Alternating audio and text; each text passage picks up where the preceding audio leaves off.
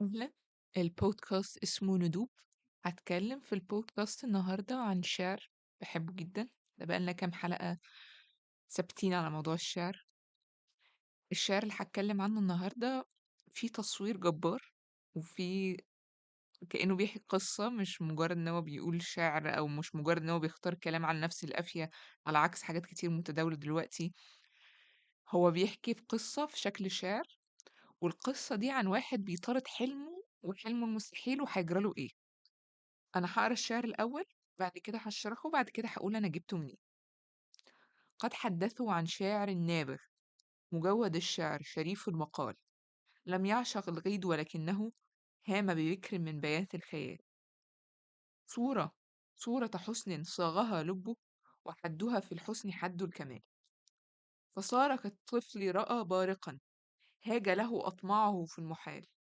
يمد نحو النجم كفا له، ويحسب النجم قريب المنال. فأينما صار تراءت له، كما تراءى خادع لمع آل.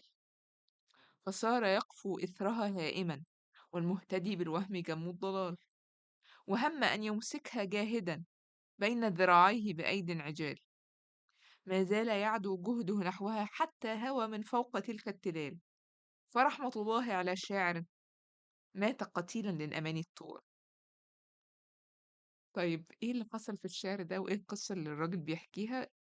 القصة دي بيقول إن في شاعر نابغ، شعره حلو مجود الشعر شريف المقال. بدل ما يحب بنت جميلة، لأ هو اختار إن هو يهيم بفكرة من بنات الخيال، فكرة من أفكاره. أنا بالنسبة لي باحسّها إن هو زي ما يكون حلم بالنسبة له، كأن حد فينا ركبه حلم معيّن في دماغه، يعني خلاص اللي هو أنا الحلم ده هو ده بتاعي وهو ده اللي أنا هاجري وراه وهو مستحيل بس أنا عايزه برضه، فمش شايف غير الحلم ده. الحلم ده زي صورة حُسن صاغها لُبُّه، دماغه هي اللي صوّرت الحُسن ده أو الجمال ده. وحدّها في الحُسن حد الكمال، يعني هي جميلة لدرجة الكمال في دماغه، كل ده في دماغ الراجل يعني. فعمل إيه، بقى عامل زي ما يكون طفل شاف حاجة بتلمع وبتبرق، هاج له أطماعه في المحال، فحاول إن هو يمد إيده نحو النجم وفاكر إن النجم قريب، قريب المنال. فبقى كل ما السار تراءت له، كل ما اتحرك كأن النجم ده بيبان له، كما تراءى خادعًا لمع قال، زي ما يكون حاجة بتلمع فتراءت له بس بشكل خادع، يعني كأنه هو يعني سراب، هو قال يعني سراب يعني وفقًا للكتاب يعني. فهو فضل يجري ورا السراب ده، يجري، يجري، يجري، يجري، وحاول إن هو يمسكها، وهو بيجري وراها وبيحاول إن هو يمسكها راح واقع من فوق التل. فيا رحمة الله على شاعر مات قتيلًا للأماني الطوال. طيب هو الراجل ببساطة عنده حلم، فهو فضل يجري وراه كأنه هو بيجري ورا جبل، وده جمال الصورة اللي رسمها الشاعر هنا. هو شاف نجم، شاف حلم جبار، فهو ساب كل حاجة قعد يجري ورا الحلم، ما شافش حاجة خالص لحد ما هو حاول يمسك الحلم راح واقع من فوق الجبل زي ما كان. اللي هو القط عارفين اللي هو لوني تونز، اللي هو القط اللي هو بيجري ده ويحاول ان هو يصطاد النعامة بتاعت لوني تونز، مش فاكرة اسم الكرتون ايه. كان بيب بيب. كان بيب بيب، اللي هو كانت دايما كان في نعامة كده بتعمل صوت بيب بيب، وفي في قطة كده او ثعلب بيحاول ان هو يصطادها دايما. فعارفين يجري من فوق الجبل كده واللي هو فجأة يبص حواليه يلاقي نفسه بيقع. هو حاجة شبه كده يعني، هو ده اللي أنا يعني اللي خطر في دماغي وأنا بقراها. النص اسمه الشعر وصورة الكمال، اللي كاتبه شاعر اسمه عبد الرحمن شكري. احنا أخدنا النص ده في تالتة ثانوي في اللغة العربية.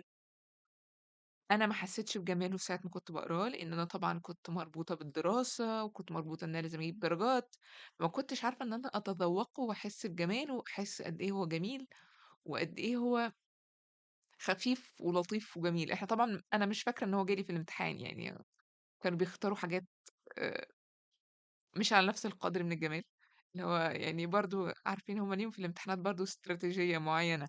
يعني مثلًا يجيبوا لنا، يعني في تانية ثانوي كنا بناخد أبو فراس الحمداني: "أمل الهوى نهي عليك ولا أمر، بلى ولكني مشتاق، ولكن مثلي لا يُذاع له سر." اللي غنتها أم كلثوم. دي طبعًا كانت استراتيجيتهم إن هُم ما جابوها لناش حفظ، لإن كان حفظها كان هيكون سهل في الامتحانات. فزي ما الصورة الشعر وصورة الكمال جميلة، ما كانتش حفظ. واللي جالنا لو أنا أتذكّر صح كان جالي النسور، وأنا ما كنتش باحب النسور، ولحد دلوقتي حتى سواء أنا تحت ضغط الدراسة أو مش تحت ضغط الدراسة، فأنا مش حابة النص بتاع النسور على قد ما أنا حابة النص بتاع شعر وصورة الكمال بتاع عبد الرحمن شكري، جميل جدًا. آخر حاجة هاقولها إن عبد الرحمن شكري والمزني، أنا باحب المزني جدًا، عبد الرحمن شكري والمزني والعقاد كانوا في مدرسة شعرية أو في مدرسة شعرية اسمها الديوان، معروفة جدًا، أخدناها في ثانوي. طيب هُم اختلفوا، إيه اللي حصل بالضبط؟ قريت في مجلة اسمها الخليج على الإنترنت، يعني هُم كاتبين في كتاب المدرسة إن هُم اختلفوا، وإن المزني سمّى عبد الرحمن شكري اللي هو كتب الشعر صوت الكمال اللي إحنا لسه قاريينها، سمّاه المزني سمّى شكري قال إن هو صنم الألاعيب. طيب إيه اللي حصل بالضبط؟ إيه الlore أو إيه إيه اللي حصل يعني؟ اللي حصل ببساطة إن عبد الرحمن شكري راح متّهم المزني، قال إن هو حرامي، يعني قال ما معناه إن هو حرامي، قال إن هو آمم شكري قال عن المزني إن هو في قصيدة اسمها الشعر المحتضر، قال إن هي مأخوذة عن قصيدة اسمها أوديني للشاعر شيلي. يعني هو فضل يقول إن هو ناقل حاجات، بيقول على المزني طبعًا. طبعًا أنا باحب المزني جدًا، ولو اتقال عليه إيه أنا مش فارقة معايا، أنا باحب المزني وباحب عبد الرحمن شكري، هُم يتخانقوا براحتهم بس أنا باحبهم هُم الاتنين. أعمل حلقة عن المزني عشان تعرفوا أنا باحبه ليه وهو يتحب إزاي أصلًا.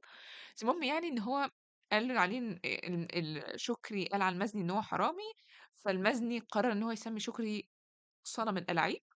بعد كده راح انضم للمزني العقاد، وبقوا هُم الاتنين يهاجموا شكري، بس واختلفوا وما بقاش في مدرسة الديوان المترابطة بالشكل اللي إحنا كنا فاكرينه يعني، أو بالشكل اللي كان حاصل يعني. فده ما وراء الأحداث اللي حصل ما بين العقاد والمزني وشكري اللي كتب النص بتاع النهارده. كده أنا خلصت حلقة النهارده، يا رب تكون عجبتكم. بودكاست ندوب بيتكلم عن الأدب وعن الفلسفة وعن علم النفس، بتكلم في الأغلب عن نصوص مش واخدة حقها مطبوع. كنت عايزة أقول لو عجبتكم الحلقة اعملوا لايك وكومنت وشير وسبسكرايب للحلقة سواء بتسمعوا في سبوتيفاي أو بتسمعوا في يوتيوب، ولينك صفحة الفيسبوك هتلاقوه موجود في الديسكريبشن بتاع الشانل، سواء برضو على يوتيوب أو على سبوتيفاي. بس كده، شكرا، سلام.